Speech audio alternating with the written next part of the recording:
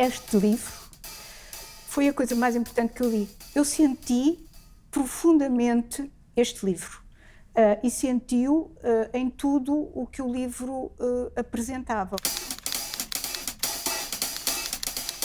As novas cartas portuguesas para mim foram efetivamente muito importantes. Muito importantes, sem dúvida. É uma espécie de bíblia, entre aspas, e admiro-as profundamente, como é lógico. Estão aqui. É porque esta é a que eu uso mais, né? As outras não tenho a certeza quando é que ele surgiu na minha vida. Sei que era adolescente, ouvi falar muito ao de leve de um processo, de um livro proibido e de um título, e lembro-me de ter escrito isso num caderno, e eu depois fui à procura dele e anos mais tarde encontro-me com ele.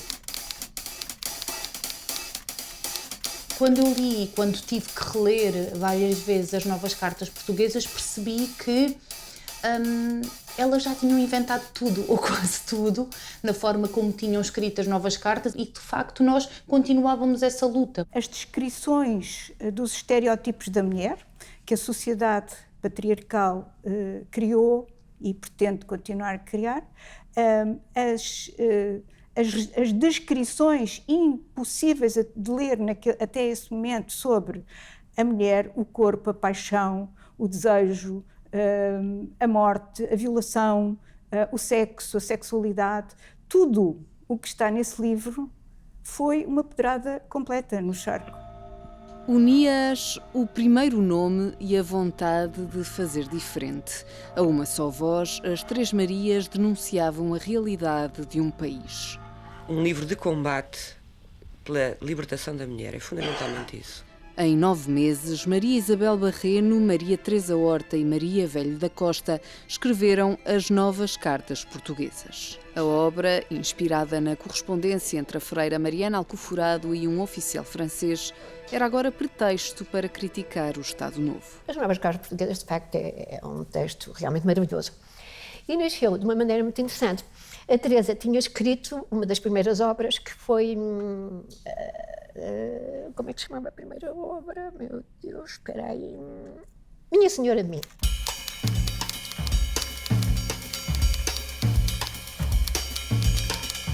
Quando eu publiquei a Minha Senhora de Mim, aí 2 dias, 3 dias depois, o Luís telefonou ao meu marido e ele disse: eu vou sair agora do jornal, tu vens beber um copo comigo e depois vamos para casa. Quando sai de casa, abrem-se uns faróis. Estava um carro parado na esquina. Continua a andar, eles passam por mim, param adiante, saem 2 de lá, vêm direitos a mim, eu disse pronto. Empurram para trás, eu caio para trás, não é? Caio para trás, e eles começam a bater-me, a dizer: isto é para tu aprenderes a não escrever como escreves. E diziam isto e batiam na cara, batiam com a cabeça no chão. Eu estava cheia de sangue, eu abria os olhos e não via, não é? Praticamente estava cheia de sangue. Porque o livro, evidentemente, que era um livro que tinha já um certo erotismo, e a Teresa, a Maria Velho da Costa e a Isabel Barreno, todas as quartas-feiras almoçavam no Bairro Alto. E então a Maria Velho da Costa disse: se uma mulher incomoda tanta gente, o que é que não serão 3? Portanto, a partir daqui, as 3 resolveram então fazer uma obra e assinar-se as novas cartas portuguesas. Novas, exatamente, porque já existiam as cartas da Mariana. Foi aquela frase que eu acho espantosa. Se um livro de poesia faz uma coisa destas, já pensaste? Dá este resultado, já pensaste o que era? Fazermos as 3 uma obra, fosse assim, devastadora contra isto. Éramos 3 escritoras, mesma geração, amigas, e que, na verdade, as coisas que se tinham pensado comigo naquela altura desencadearam em nós a vontade de lutar através da escrita. E que isso era importante, que deveria ser importante, que nós achávamos importante, e que era muito entusiasmante, e que pertencia à resistência antifascista, no fundo é isso. Era uma arma. Eu acho que a escrita é uma arma. Em 1971, quando aquelas 3 escritoras se decidem reunir e escrever sobre elas e sobre as mulheres, era algo de muito revolucionário, porque escrever sobre as mulheres, sobre o prazer das mulheres, sobre o corpo das mulheres, sobre a vida das mulheres, sobre a sobrevivência das mulheres, é profundamente revolucionário. E ainda hoje, imaginemos então em 1971, quando as mulheres nem sequer eram sujeitas de direito. E por isso a forma como 3 mulheres escreveram este livro também continua a ser muito atual nos dias de hoje, para as que continuam a escrever e para as que continuam a sobreviver e a viver. Ele abriu-me um caminho na escrita, um encorajamento que acho que mais nenhum outro livro me abriu, como se ele desafia muitas regras daquilo que é a escrita, da pontuação, da forma como se escreve, como se dialoga com aquele que será o leitor ou a leitora, e isso tem-me desafiado também na escrita para teatro, em que eu comecei a deixar de ter menos medo das páginas em branco e me atiro também nessa escrita, um pouco encorajada também por aquilo que a escrita que o livro me provoca. Foi entusiasmante quando nós fizemos, porque depois os nossos encontros à noite, quando trocávamos os textos, eram cada vez mais entusiásticos. Era bonito, foi muito bonito.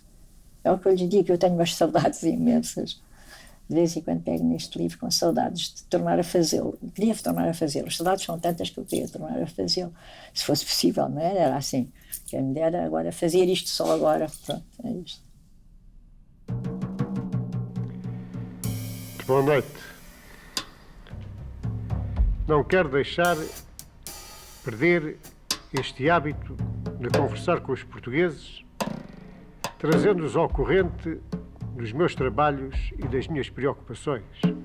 Havia uma coisa chamada Conversas em Família, do Marcelo Caetano. E nós estávamos em casa da minha sogra, tínhamos ido jantar. Nessa altura, num desses dias, ele fez a sua conversa em família, o meu filho era pequenino, andava por lá a correr, e de repente estávamos à mesa, e ele acaba a conversa em família, e diz assim: existem em Portugal 3 mulheres que não são dignas de ser portuguesas. Maria Teresa Horta, Maria Isabel Barreiro, Maria Velho da Costa. Eu disse, bom, isto vai ser o fim. E foi. Só que foi também o fim deles. E não foi por causa disso, mas teve muita importância. O Marcelo Caetano ficou perfeitamente horrorizado com as cartas. Aliás, chegou a dar-lhes ordem de prisão, que foi muito breve. Ficou horrorizado, proibiu. Isto levantou, em termos internacionais, uma grande onda de protestos quando, em 73, se anunciou que iria haver o julgamento. Quando a coisa começa, este burburinho todo, um amigo da Isabel Barreiro foi a Paris. E eu disse, vais à Simone de Beauvoir.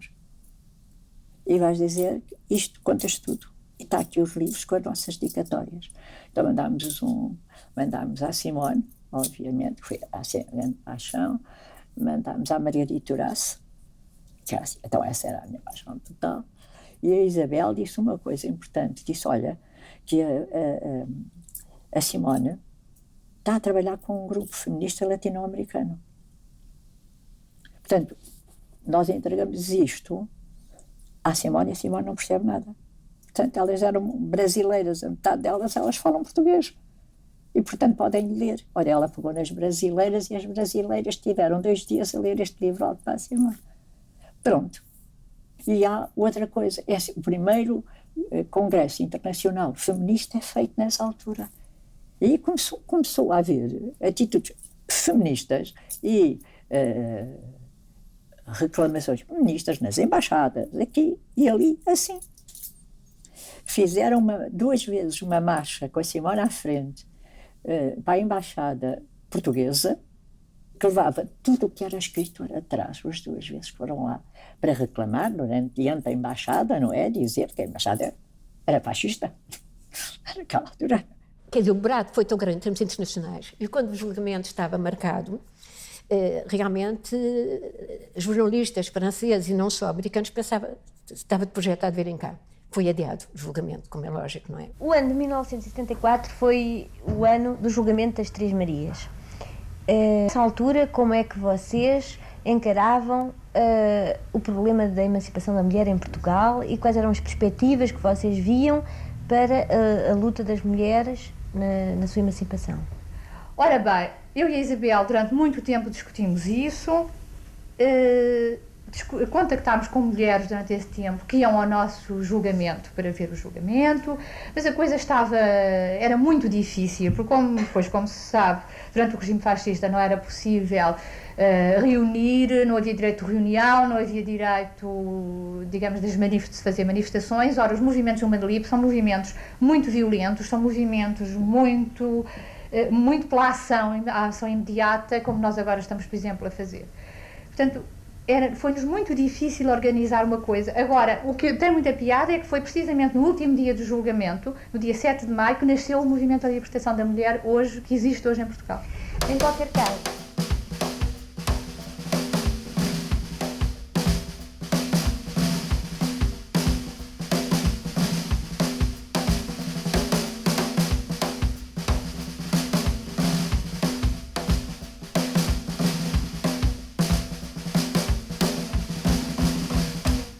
o movimento de libertação das mulheres, ao contrário do MDM, não deixou de abordar a sexualidade. E muito bem, e muito bem.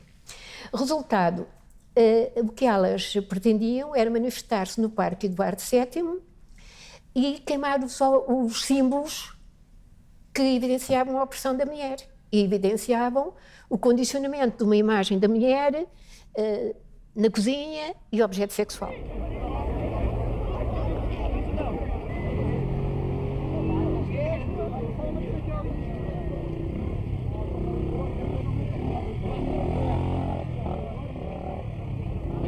Tanto a rádio como a televisão disseram que, portanto, no Parque Eduardo VII as mulheres se iriam despir, de modo que apareceram uma série de homens em massa no Parque Eduardo VII.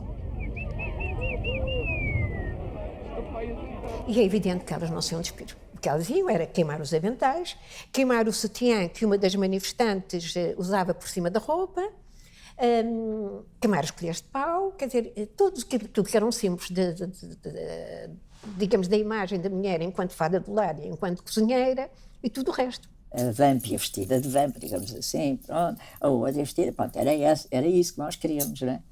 Portanto, quebrar os tabus. Elas estavam-se a vestir, uma de noiva, a outra, uma era de noiva, foi a única que não foi tocada, foi a da noiva. Ninguém lhe tocou.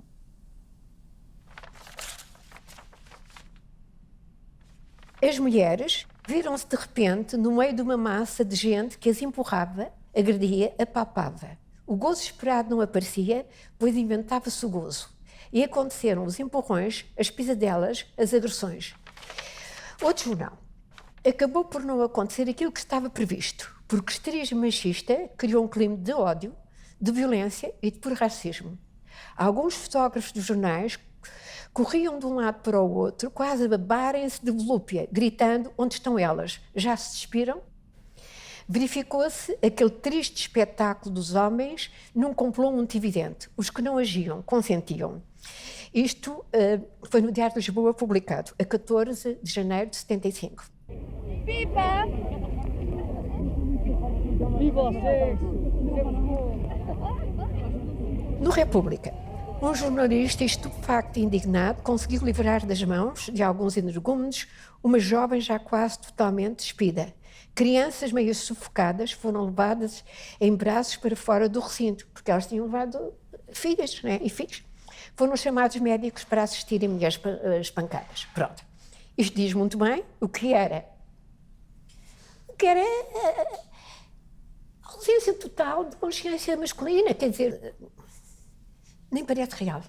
Nem parece real. De facto, e ainda se fosse meia dúzia de homens, nós ainda podíamos dizer, olha, uns loucos, não sei quantos, mas era, não exageramos, uma multidão de homens. Uma multidão de homens. De modo que isto prova bem, por um lado, como realmente a questão da sexualidade na mulher era vista como algo completamente anormal.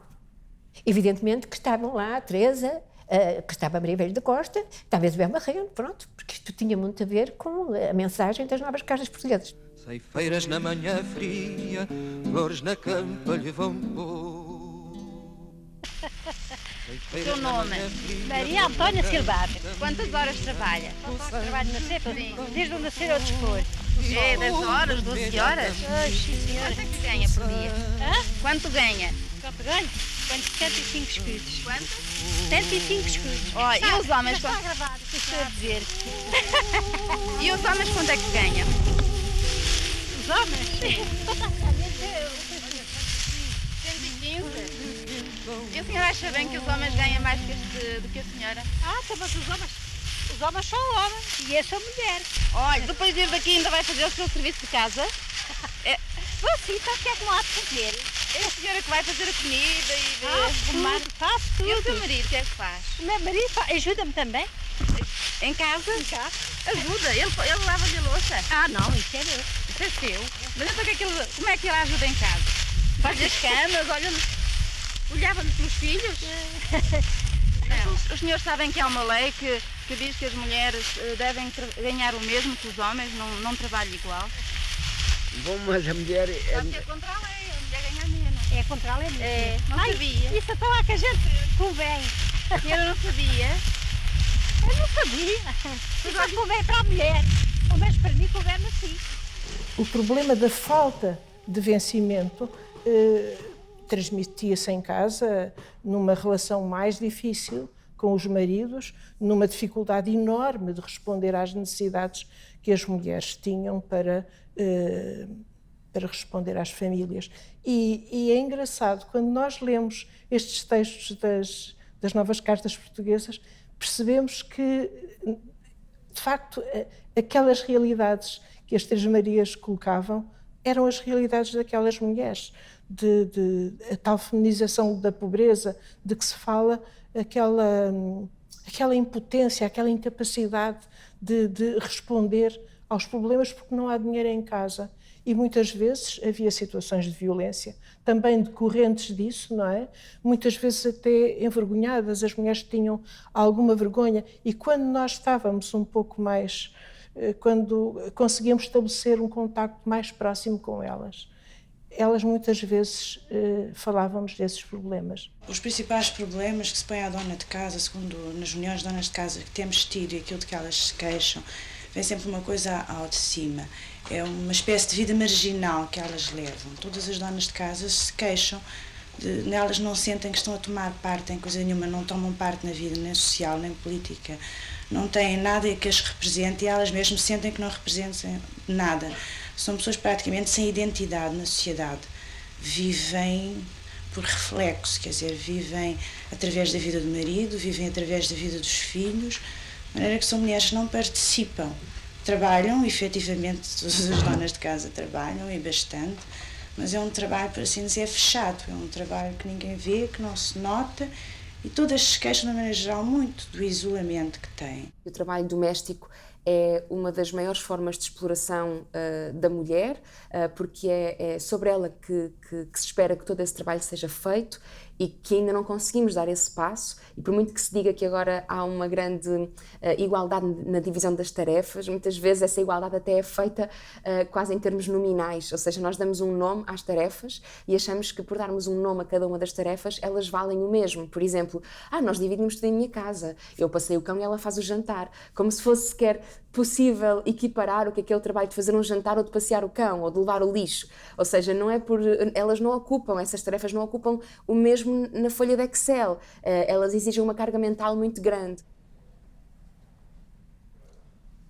Há muitas espécies de tarefas e cada pessoa tem que cumprir a sua tarefa.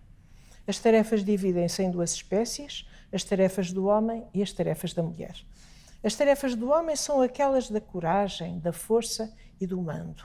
Quer dizer, serem presidentes, generais, serem padres, soldados, caçadores, serem toureiros, serem futebolistas e juízes, etc, etc. Ao homem deu Deus, Nosso Senhor, a tarefa de velar e mandar, que até Jesus Cristo foi homem, e Deus escolheu ter filho e não filha para morrer neste mundo em desconto dos nossos pecados, que são muitos, e na hora da morte disse: Pai, perdoai-lhes que eles não sabem o que fazem. Deste modo são os homens que organizam as guerras para tirarem o mundo da perdição e do pecado, por exemplo, as cruzadas, combatendo para salvar a pátria e defender assim as mulheres, as crianças e os velhos. Há as tarefas das mulheres, que acima de todas está a de ter filhos, guardá-los e tratá-los nas doenças, dar-lhes a educação em casa e o carinho. Há também mulheres médicas, engenheiras, advogadas, etc.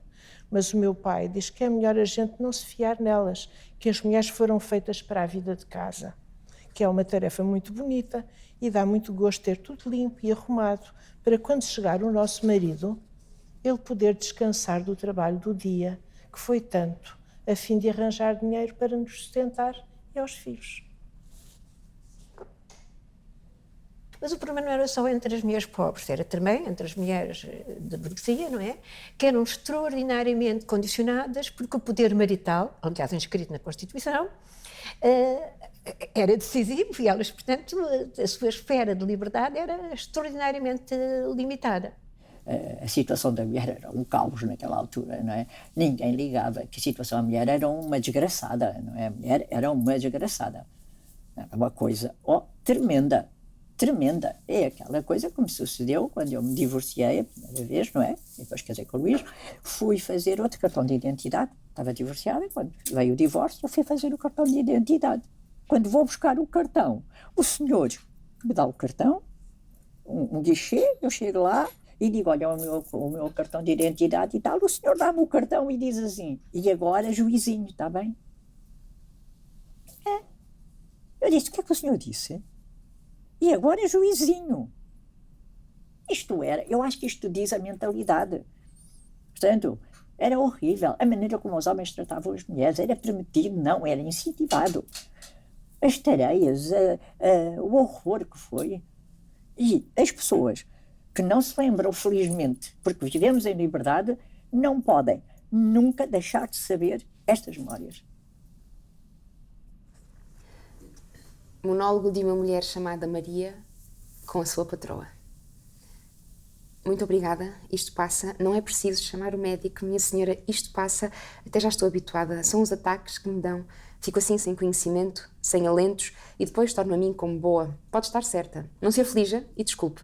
Não quis assustá-la, minha senhora. Ora logo o raio do ataque me havia de dar aqui em casa. Estou-lhe muito agradecida, mas isto não se trata com remédios nem farmácias, que é coisa de nervos. E os nervos aparecem por via da vida que a gente leva e das amarguras que tem e desgosto, sabe? Eu nem falo da minha vida, nem dos tratos que ela me tem dado. Sem sorte, sem coisa nenhuma, nem com o filho que Deus me deu, tão doente, coitadinho, nem no casamento. Mas eu adivinhava lá. A minha mãe bem me dizia, Maria, tem cuidado, isso de casamentos nunca se sabe. Às vezes mais vale a gente ficar solteira. Mas como é que eu podia saber que o meu António havia de vir assim das Áfricas? Ele que era uma pessoa, não desfazendo, tão bom coração, e desde que veio das guerras anda transtornado da cabeça e me mete medo, grita noite e dia, bate-me até se fartar e eu ficar estendida. Foi assim que me começaram a dar estes ataques. Um dia vinha ele bêbado e eu chamei-lhe porco, seu porco, com licença da sua senhora, que é do dinheiro para a gente comer. E ele respondeu, cala a boca, sua grande estupor que te mato. Então desatei a gritar. Ele aí perdeu o tino e pôs-me a bater com quanta força tinha, por onde calhava, até que me deu a esgana e deitei cuspo pela boca, toda torta. E ele sempre a bater, só não dando cabo de mim, porque o menino, coitadinho, se foi botar agarrado ao meu corpo e então ele, de vê-lo fraquinho e assustado, teve vergonha e abalou, deixando-me assim, sem conhecimento, sozinha com a criança. E voltou um mês depois, para me pedir desculpa, com tão bons modos que o desculpei. O que quer a senhora são fraquezas que a gente tem e ao princípio tudo correu como dantes, mas depois deu outra vez em bater, ter mulheres, não trabalhar. E eu tive de continuar a andar a dias, pois graças a Deus não me faltam de trabalhar. O pior é o menino, que não o aceitam na creche por estar sempre doente e não arranjam de o deixar. Nem todas são como a senhora, tão boa, a dizer-me para o trazer comigo, que ele empatar não empata nada, quietinho, a seguir-me com os olhos, coitadinho. A doutora ainda falou a última vez que o levei à consulta. Esta criança precisa de outra alimentação. Mas como quer a senhora que eu faça? Se às vezes nem tenho uma bucha para enganar a barriga. Pensar eu que a minha madrinha, a senhora Dona Joaquina, tantas festas me fazia quando ia vê-la, me deu conselhos de ficar com ela. Não te cases, Maria. Vem viver antes cá para casa. Olha que não há nada como mulher livre de homem. E hoje dou-lhe razão, mas já é tarde. Foi sina ser infeliz.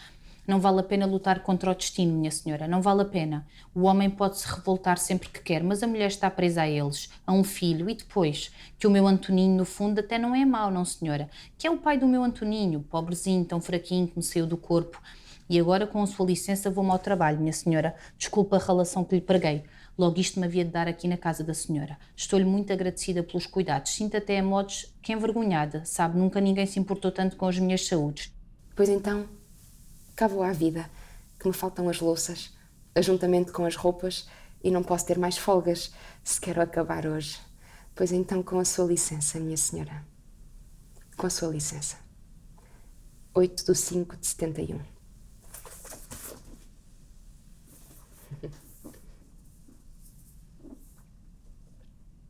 As histórias que elas contam das violências são sempre por isto, por mulheres que estão em casa, por mulheres que não têm poder económico, ou que os maridos, filhos, pais foram para a guerra e elas são as cuidadoras sempre, até quando eles voltam com problemas da guerra, que bebem ou que lhes batem. É sempre isto, ou seja, é sempre o ciclo, não é? E na verdade é que há 19 mulheres mortas até dia 30 de junho, ou seja, isto é preocupante. E a única base é o género. Ou seja, sim, os homens também morrem, mas se formos ver as proporções, é absolutamente horrível e assustador porque é que no século XXI, em 2022, ainda temos estes números. Isto dá-me nojo, dá-me profundo nojo, porque não consigo entender como é que ainda não chegámos lá. O que nós sentimos quando há denúncias sobre a violência doméstica, sobre a violência sobre os corpos das mulheres, sobre a violação, sobre a forma como as mulheres são estupradas e violadas, e elas dizem isso do livro, sobre o prazer das mulheres e como isso continua em 2022 a ser ainda um tabu tão significativo, nós percebemos que as Três Marias foram pioneiras e revolucionárias na forma como falaram disso e nós vamos ter que continuar a inventar formas de continuar a falar sobre isto.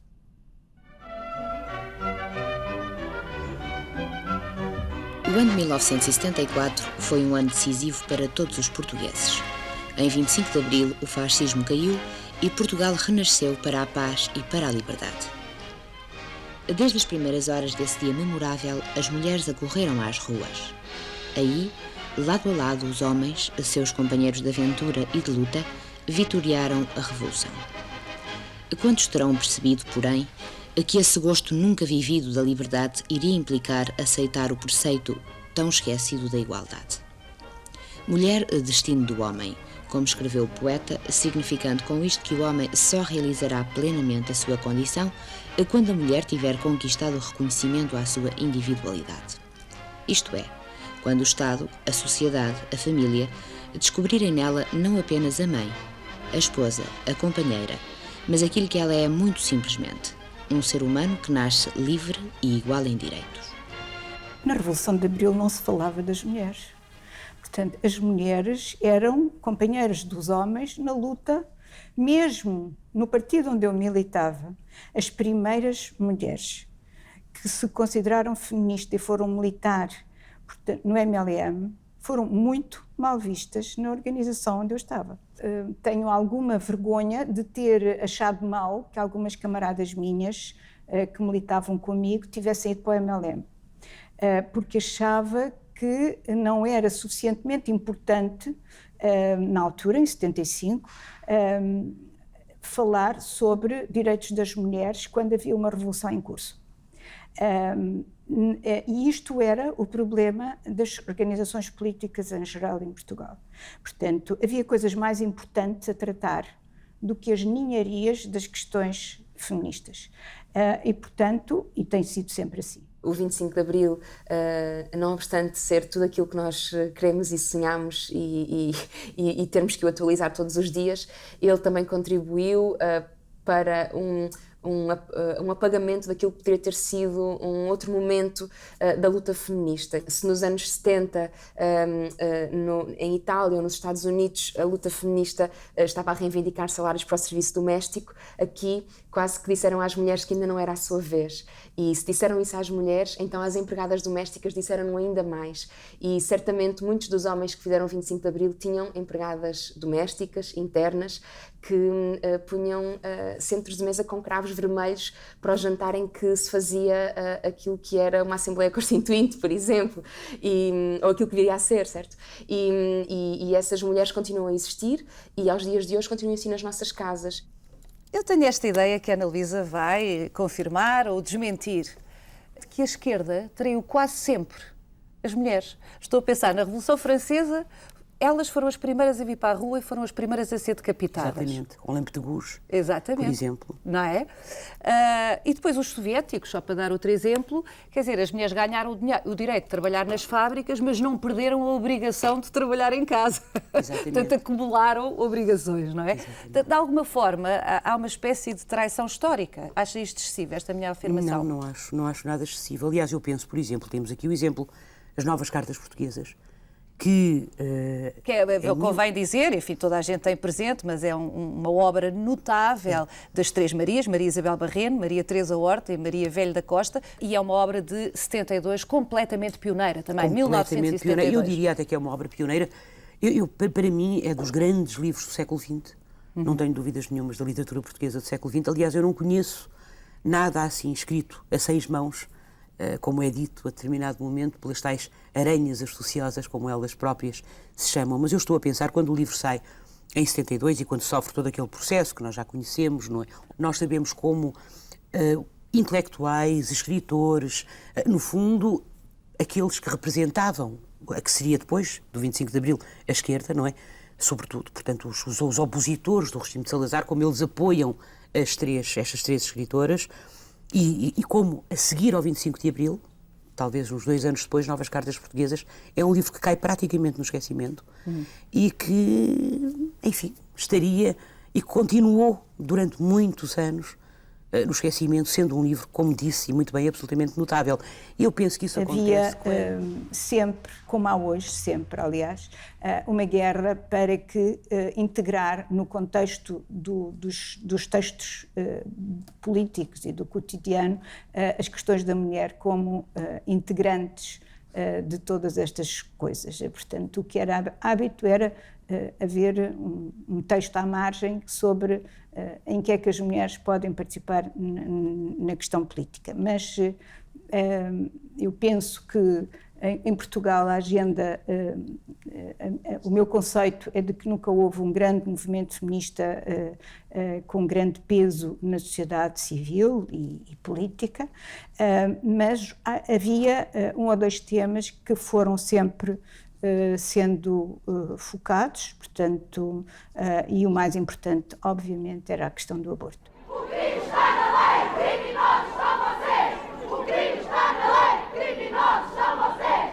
O crime está na lei! A campanha nacional pelo aborto e contracepção, que surgiu depois de uma mulher ter sido julgada em Portugal por prática de aborto, porque a sua agenda foi violada por alguém, e chamava-se Conceição Massano. Eu tinha um diário no armário onde eu tinha escrito que tinha feito um aborto. E depois, quando eu fui de férias de carnaval, das férias do carnaval, tinha o diário fora de lugar e fui chamada à polícia. Depois do julgamento de Maria Antónia Paula, que teve a coragem de pôr na televisão uma sessão sobre a realização de interrupções de gravidez numa clínica que havia na Cova da Piedade, onde militantes feministas e pelos direitos das mulheres de fora de Portugal vieram para ensinar às mulheres portuguesas como era fácil em mãos que fossem conhecidas, fazer interrupções de gravidez. O Nome Mulher, portanto, o nosso programa já abordou o problema do aborto e nós vamos voltar hoje ao assunto para vos falar de uma experiência que foi realizada na área de Lisboa por um grupo de mulheres apoiadas por alguns homens que nos pareceu especialmente interessante. Nunca tivemos a intenção de chocar ninguém, mas parece-me que é impossível continuarmos a falar dos problemas das mulheres sem chocar algumas pessoas. Neste momento estamos aqui assim na clínica e fazemos um trabalho sobre contracepção, divulgação de métodos de contracepção, como é que as pessoas podem evitar ficar grávidas quando não querem ficar e fazemos também um trabalho sobre o aborto, discutimos, portanto, o problema do aborto e vamos mais além disso, fazemos aborto por um método que não é o mesmo método que as parteiras usam lá fora. Portanto, reunimos assim as pessoas em grupo porque achamos que estes problemas devem ser falados. Eu vim cá porque me disseram uma senhora já de idade que aqui se podia cá vir. E eu já tive 11 filhos e o meu marido 11 filhos? Pode dizer mais alto, porque a gente aqui está a ouvir mal. 11 filhos e o meu marido Isso não quer dizer está cá baixo e eu não posso ter mais filhos. E claro, tenho 3 filhos e não queria de maneira nenhuma mais. E agora é a vez da... Eu sou a Isabel, portanto sou deste grupo através de uma moça amiga. Eu, como neste momento encontro-me com o mesmo problema e como sou solteira não tenho a possibilidade de ter um filho neste momento, claro, vim cá, é a única possibilidade de resolver o meu problema. E o erotismo, senhores, e o erotismo? Em quase todos os livros chamados eróticos que por hoje abundam, il n'y a pas de femmes libres, il y a des femmes livrées aux hommes. É essa a libertação que os homens nos oferecem, de repouso do guerreiro passamos a despojo de guerra. E morreu, por fazer um aborto com um pé de salsa, morreu de septicémia a mulher a dias que limpava o escritório onde trabalhou e soube depois, pela sua colega, que era o seu 23º aborto.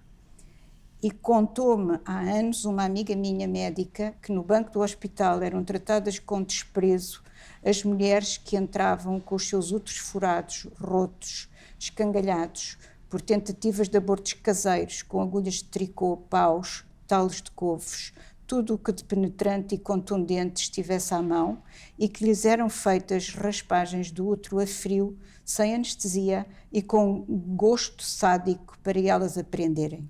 Aprenderem o quê? Com um raio.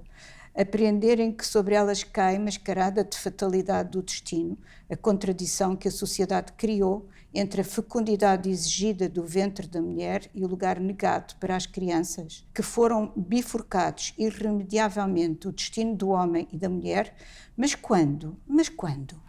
Sobre a mulher veio cair, além de todas as angústias vivenciais e de todas as repressões sociais que são comuns ao homem e à mulher, sobre a mulher veio cair a angústia do seu destino biológico, feito drama seu e não mais a experiência dramática da espécie. E veio cair a repressão de que esse seu destino biológico, feito drama individual, é instrumento. E passam os pares de namorados e sabemos-los irremediavelmente distantes. Não há amor a dois que lhes valha. No amor, a mulher está no extremo do angustiante, repressivo e solitário destino que a sociedade lhe inventou. O que puderam Romeu e Julieta?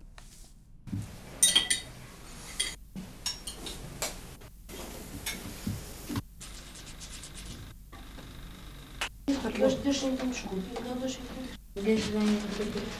Agulhas, não é? Cadê muito? Dá-me o álcool. Não quer chegar um bocadinho mais. Queria um.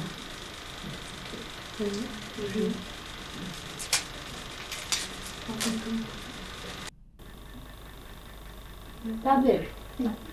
Nica? Vou ter aqui ver. Portanto, vou ter um bocadinho de dificuldade em passar o primeiro regular. Tento respirar regular. Esta é mais fina, é a vela mais fininha. Não deve ter dificuldade nenhuma para ver estes tracinhos que tem aqui, é para medir o tamanho do útero. De facto, quanto a mim, deve ter sido a luta mais significativa da minha vida, a luta pela despenalização do aborto. É uma indignidade pensar-se que as mulheres eram aprisionadas, iam a julgamento por terem decidido que não queriam engravidar. E, de facto, essa luta que nos levou, que me levou e que nos levou, porque isto foi, de facto, uma luta coletiva muito importante, que nos levou a estar à porta de vários tribunais, em Aveiro, no Porto, em Setúbal, tivemos em muitos sítios, à porta dos tribunais, a dizer que estávamos com aquelas mulheres que estavam lá dentro, era como se também nós tivéssemos feito o aborto, não é? A consagração na lei do direito à IVG foi arrancada a ferros. Foi uma luta que exigiu muita mobilização, muito contacto com estudantes, com jovens, de mobilização ao voto. Não foi o Parlamento que ofereceu isso. Houve muita mobilização social de várias camadas, de norte a sul do país, a fazer campanha pelo sim à IVG em contextos muito difíceis, em distritos do norte, em distritos muito conservadores, mas também noutros distritos. Então, os direitos resultam sempre de uma grande mobilização e de uma grande unidade, de uma grande solidariedade das mulheres. E há momentos que são muito marcantes, porque, assim como elas também no livro falam de mulheres de condições mais populares, em que resistir implicava também, muitas vezes, resistir em casa, resistir no contexto familiar, para depois poder resistir na rua, há momentos muito marcantes. E eu, ao longo da minha vida, aprendi em contextos muito improváveis, ou diria mais surpreendentes, o valor da coragem de lutar pelos direitos das mulheres, pela dignidade, porque as mulheres lutam pela sua dignidade. É disto que nós, em muitos contextos, estamos a falar. E eu costumo dizer que acho que a campanha pelo referendo de 2007 foi de tal maneira importante que devia ser escrita e descrita, porque eu acho que é um momento de convergência política de um sem número de pessoas, de partidos, sem partidos, feministas, não feministas, organizações de mulheres, etc, etc. Aquilo que se chama a unidade na ação, e cada organização conseguiu criar um espaço próprio que multiplicava, digamos, os ecos da campanha do sim. E quando no dia 11 de fevereiro de 2007, só em 2007, finalmente o referendo permitiu que as mulheres pudessem interromper uma gravidez não desejada às 10 semanas, foi de facto uma felicidade. E nessa altura conheci muitas jovens, muito mais novas do que eu, que diziam que aquele tinha sido o seu 25 de Abril. Para mim foi muito importante.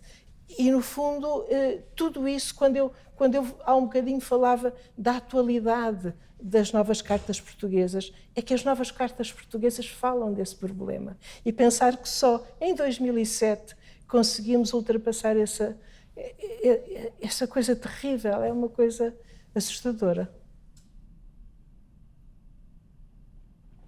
E nesta volta do amor à história e à política veio a visita de fundo ao nosso intercâmbio. Porque desentulhamos o que de assustador temos para nós. E porque não, pacto com o demónio, se desacralizado, desmitificado, se soubermos o diabo que temos nas mãos. E o que de assustador, monstruoso, equívoco nos cometerão os outros. Lembremos-nos, sim, que um negro extremista é já responsável, mas que uma feminista é vituperada, assustadora, do ainda indiscursível, incómoda, ridícula, mesmo que os cavaleiros bem-pensantes de toda a libertação, talvez seja o primeiro caminho para desmontarmos as nossas circunstâncias históricas e políticas. Todas as conquistas das mulheres são conquistas a prazo, sempre. E totalmente dependentes daquilo que são as mudanças políticas e os rumos políticos, e são as primeiras a ser perdidas, as conquistas das mulheres são as primeiras a ser perdidas quando a direita se impõe. E, portanto, neste momento, acho que faz absolutamente todo o sentido continuar a reivindicar tudo aquilo que diz respeito à saúde sexual e à reprodutiva das mulheres e à sua independência e livre escolha. Aquilo que percebo ao ler este livro é que há um cansaço que o livro tem, que eu sinto ainda na minha vida com 32 anos, e isso é brutal, conseguir identificar-me com um extenuar, com um cansaço que encontro em algumas destas mulheres, que nunca pensei que na minha vida adulta eu ainda o sentisse. Certamente ele é diferente, ele é de outras formas, é muito melhor em muitas coisas, há muitas lutas que foram conquistadas, mas há outras que estaria a mentir se disser-se que estão, porque não estão.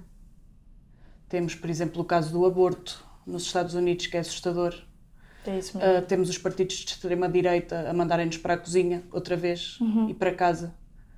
É tão volátil a situação que podemos sempre voltar atrás. Ou seja, tudo o que conseguimos, temos sempre que fincar o pé para manter e tentar sempre mais. Ou seja, até isto é esgotante. Nem aqui conseguimos totalmente... Isto aplica-se ao aborto, a não sermos, sei lá, agredidas de qualquer maneira na rua. Aplica-se às mulheres negras, às mulheres lésbicas, trans. Ou seja, a violência de género continua a existir, não é? Como é óbvio. E a rua é um sítio que, por norma, o homem ocupa muito mais do que a mulher, especialmente à noite. A rua, a internet, a género... As fotos que se recebem. Sim, as fotos inapropriadas que recebemos de género. Homens enviam-nos fotos dos genitais, sem qualquer justificação, só porque sim, só porque lhes apetece. Eu falo por mim, não sei se já te aconteceu, deixares de frequentar sítios porque és assediada. Sim. Com muita frequência. Independentemente da roupa, independentemente do cabelo, da cara, se olho para as pessoas ou se não olho para as pessoas que me assediam, era constantemente assediada, então pensei, vou deixar de vir aqui. Acho que as mulheres andam vestidas como querem, expressam-se como querem. Eu não nasci nesse mundo e acho que vou morrer num mundo em que isso não existe até agora. Porque eu, cada vez que saio à rua, tenho que pensar 2 vezes no que é que eu vou levar vestido. Tenho que pensar, será que as minhas calças são demasiado justas? Tenho que pensar se levo um casaco à volta da cintura por causa do rabo, tenho que pensar se levo um decote, qual é o decote, a que horas é que saio de casa, a que horas é que volto de casa, porque não me imagino dentro do autocarro à 1 da manhã com um decote de verão, mesmo que esteja a 40 graus, não me imagino, porque é de género. Vão-me tocar, vão-me assediar, vão olhar, vão comentar. Mas enfim, também há situações em que as mulheres se unem e lutam contra estas microagressões que no fundo são o machismo estrutural, ou seja, quando vou sair à noite só com mulheres, enchemos um pouco mais o peito e tentamos sempre que nenhuma de nós vá sozinha para casa.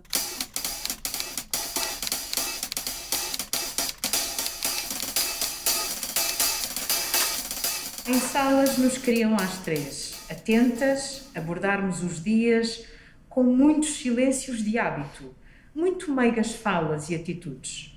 Mas tanto faz aqui, ou em Beja à clausura, que a ela nos negamos, nos vamos de manso ou de arremesso súbito, rasgando as vestes e montando a vida como se machos fôramos, dizem. Tu achas que ainda nos querem em clausura? Que ainda vos querem em clausura? Eu acho que se impõe uma clausura, não a mesma que se vivia nesse tempo, mas quando elas dizem, tanto aqui como em Beja, ela é a mesma, ou seja, existem opressões que nós não conseguimos, ou seja, muitos direitos nós conquistamos até agora, mas muitos outros faltam conquistar e também falta um reconhecimento, por exemplo, do reconhecimento de um trabalho que não é considerado trabalho, que é o trabalho invisível dos cuidados, do trabalho de casa, de cuidar de outras pessoas. Nunca perdemos esse sentido de que são as mulheres que têm essa responsabilidade. As mulheres têm a responsabilidade de fazer esse trabalho, de cuidar dos filhos, de limpar a casa, de cozinhar, de tratar de tudo.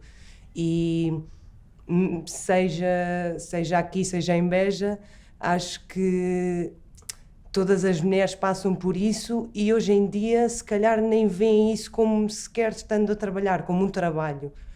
Veem isso como uma coisa que simplesmente acontece na vida e que não deveria ser um trabalho partilhado.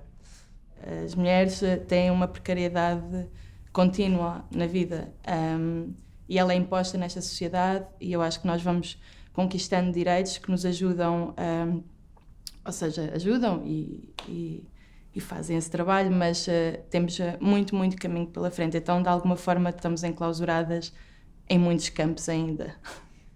Se eu fosse escrever as novíssimas cartas portuguesas, eu começaria por ouvir e por conversar e procurar pessoas, mulheres com perspectivas de vida diferentes sobre o que é ser mulher nesta sociedade.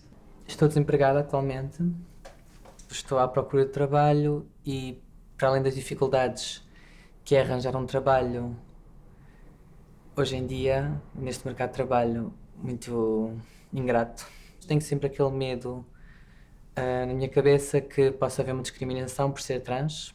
Uma luta que não tenha em conta que existem estas mulheres em diferentes posições na sociedade não é uma luta completa e há de se dar espaço para mulheres que durante muito tempo também foram ignoradas pelo feminismo. As mulheres negras nunca foram delegadas à esfera privada. As mulheres negras sempre foram delegadas à situação de mercadoria e material e passível de ser vendida e trocada. E todos os trabalhos, e isso retomando um pouco mais para trás, e hoje em dia é muito perceptível como é que isso acontece, sempre foram trabalhos na esfera pública de produção.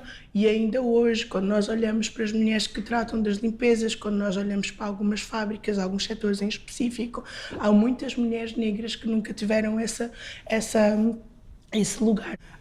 Então existe essa necessidade de fazer as lutas e incluir uma perspectiva um pouco mais ampla também para que o pessoal consiga avançar. Hoje vivemos num movimento feminista um tempo em que conseguimos nos organizar de forma muito plural e muito diversa, e eu acho que este é o feminismo que nos caracteriza, não é? De inclusão de todas as mulheres representadas e falando em voz própria e não falar por elas.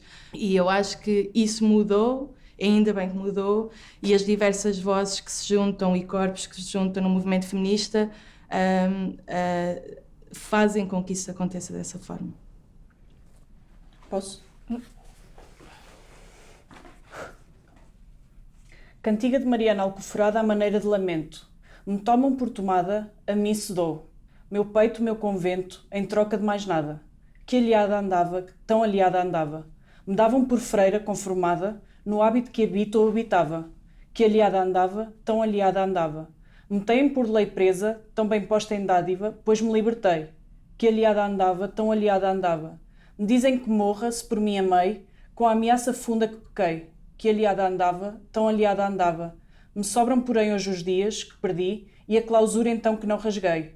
Tão aliada andava, tão aliada andava. O que é que nós aprendemos? O que é que nós retiramos deste livro? E eu acho que há duas coisas que se retiram deste livro, que é a coragem e a solidariedade, que foram determinantes. A coragem delas na escrita, a coragem delas nas suas vidas, também nos seus contextos, e a solidariedade. A solidariedade entre todas as mulheres, entre elas as três, mas entre todas as mulheres. E elas sabem sempre que elas estão a lutar por elas, mas também estão a lutar pelas outras. E isso é uma coisa de grande impacto, porque de facto nós, no século XXI, nos anos que estamos a viver, perante o que estamos a viver, celebrar a coragem e a solidariedade já é uma forma também de resistirmos e de continuarmos a existir como seres humanos e a preservar isso. Acabei por descobrir nas novas cartas uma espécie de manual de sobrevivência, até pelo rasgo que foi para mim naquilo que pode ser um livro, na forma que pode ser uma escrita e estaria a mentir se dissesse que o compreendo na totalidade, porque eu não compreendo. Eu, talvez há 10 anos que volto a ele é assim eu não digo livro de cabeceira porque eu não gosto de ler na cama, então eu não tenho assim livros na cabeceira, mas é um livro que eu volto frequentemente em muitos momentos da minha vida. Em momentos diferentes das minhas relações amorosas, em momentos diferentes das minhas relações com o meu corpo, comigo mesma, com a minha família. E o livro vai dialogando comigo nessas várias fases da minha vida e vou-me descobrindo. E é bonito também passar por alguns textos em que eu não os compreendo, eles não me dizem nada, mas intrigam-me, e é bom, coisas que nos intrigam e que nós não compreendemos, e que depois, anos mais tarde, eu compreendo-os. E depois, anos mais tarde, compreendo-os melhor e percebo que afinal eu não os compreendia tão bem. Então isso é muito bonito, porque quer dizer que eu própria também estou em crescimento e que o livro acompanha-me nesse crescimento. São livros que continuam a inspirar e a dizer coisas aos jovens, não é? Hoje em dia fala-se tanto nas questões da violência no namoro, não é? Como se nós às vezes pensássemos que isso não faz sentido, faz mais que sentido. Nós trazermos este livro, lermos textos deste livro e, no fundo, falarmos com os jovens sobre os problemas que existiam naquela altura e que continuam a existir agora.